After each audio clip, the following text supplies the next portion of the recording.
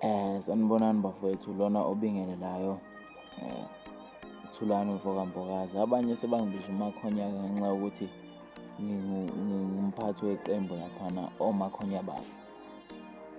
Kulo nyaka asikwazanga ukuthi senze i-album yangogodi, ngakho-ke album yoMakhonya izophuma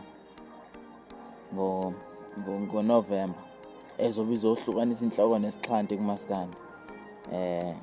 Asethembe-ke emakhosini yokwamukeleka kahle ngoba phela sekwaba namakhosi lapha kumaskandi.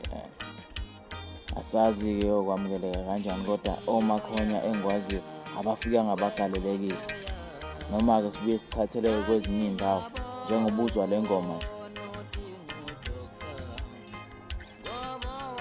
iyasho impela le ngoma le, kodwa ngizobuye ngiyichaze inkinga zayo.